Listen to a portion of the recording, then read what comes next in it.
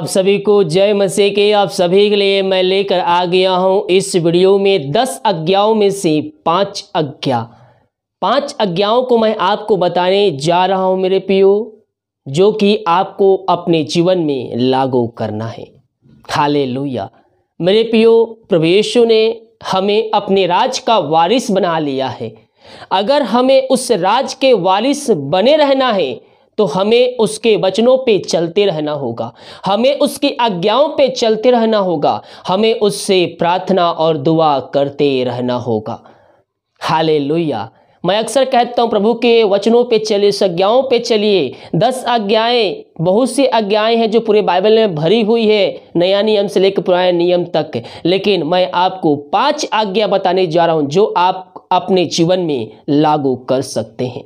Hallelujah. और ये ऐसी आज्ञा है, आपको ये रोज आपको पालन करना। कहीं ना कहीं किसी ना किसी प्रकार से आपको ये आज्ञा का उल्लंघन हो जाता होगा, लेकिन आपको प्रभु के वचनों को जब पता रहेगा तो आप उसके वचनों पे चल सकते हैं।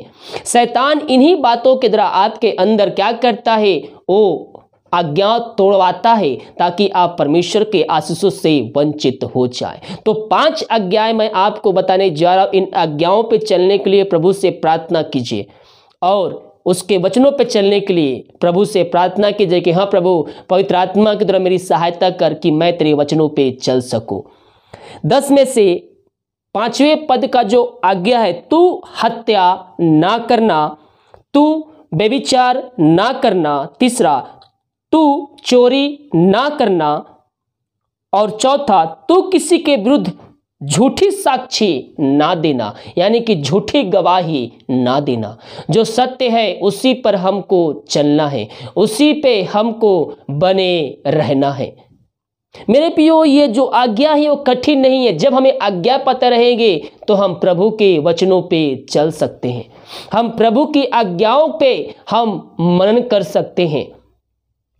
बिना विश्वास उसे प्रसन्न करना अन होना है। लेकिन मेरे प्रियो, विश्वास आपके अंदर रहेगा और आप वचन पे नहीं चलेंगे तो आपको कुछ भी लाभ नहीं मिलेगी।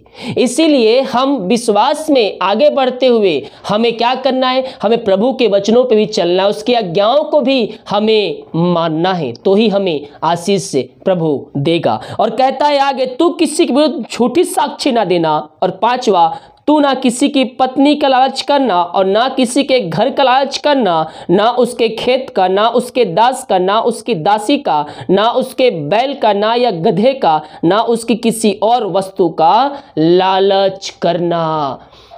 आपके अंदर शैतान मन और डालेगा बात कि आपको लालच आ जाए। उसके घर देखेंगे, इसका घर कितना बड़ा हो गया, काश मेरा ऐसा घर होता। उससे अपनी इच्छा को प्राप्त करने के लिए, पूरी करने के लिए आप गलत कार्य करेंगे और आप परमेश्वर से दूर हो जाएंगे।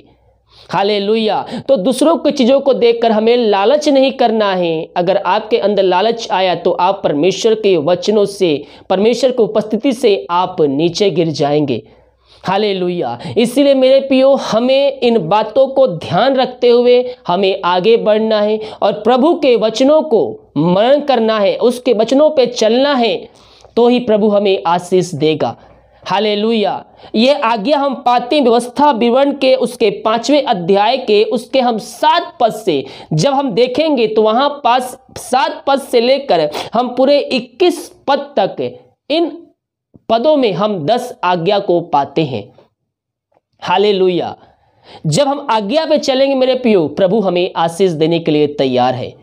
व्यवस्था विवरण 5वें अध्याय के 7 पद से 21 पद तक 10 आज्ञा आपको मिलेगा। तो हम उसकी आज्ञाओं पे चले और अपने जीवन में आशीष हम प्राप्त करें। प्रभु हमारे जीवन में आशीष देने के लिए तात्पर्य है। वीडियो को लाइक कमेंट शेयर कीजिए ताकि और भाई बहन लोग यीशु मसीह को जानकर अपने जीवन में आशीष को प्राप्त करके अंत जीवन का सहभागी बन जाए, अपने यीशु मसीह को जीवन का उद्धारकर्ता स्वीकार करके। हालेलुया। God bless you.